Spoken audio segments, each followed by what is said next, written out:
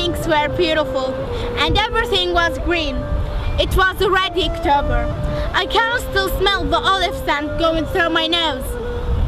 It's here, it's very close. I can't stop hearing the sound of the wind swinging the olive branches, once to the right and once to the left. It was God's gift. The voices of the single women are still dangling in my ear. These giggling laughter and words are still pictured in my mind, things that my memory can't hide. Life was fun, life was at ease. People were kind, people were pleased. They enjoyed gathering under the shadow of the olive trees. They loved it, they worshipped it, they were so passionate about it. Life was fun, life was at ease. People were kind, people were pleased.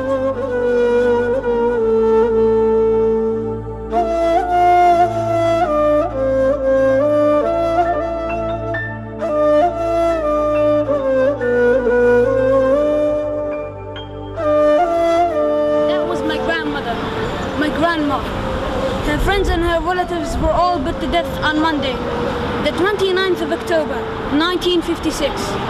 They were already at work when the military chief told the mayor of the village that he would impose a curfew, and anyone who was found outside the house will be killed. Can you believe that? The military chief promised that he'll be responsible for the workers who were outside, including my lovely grandmother. Now, can you still believe that? It was late. My grandmother and her friends were on their way home. They were singing and laughing. They were happy. My grandmother was talking to her pregnant friend about the money that she saved up to buy a notebook for my father. But all of a sudden, they faced the border guards at the western side of the village. My grandma and her friends were forced to get off the trucks. They were lined up in front of the border guards, and without any further warning, they were shot to death. This awful massacre put to death the lives of 49 villagers.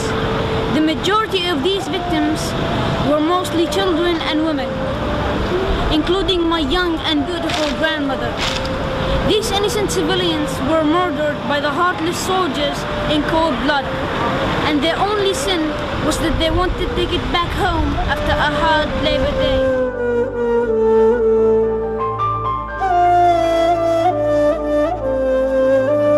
I've never known my grandmother. I've never had the chance to feel the warmth of her hug when I felt sad or upset. I've never had the chance to sit with her, have a cup of tea, or eat her delicious food. She never knew me either.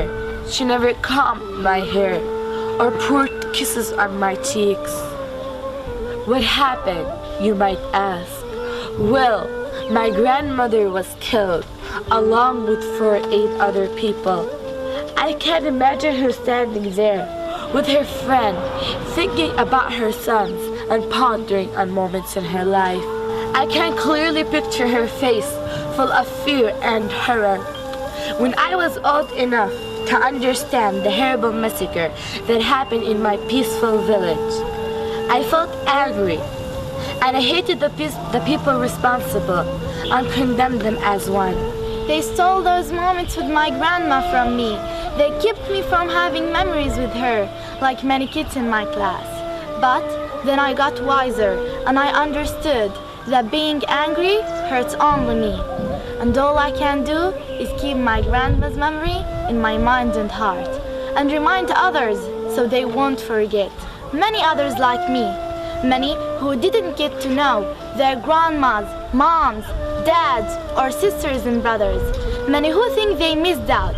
To all of those, I say, keep remembering, keep reminding, and never forget.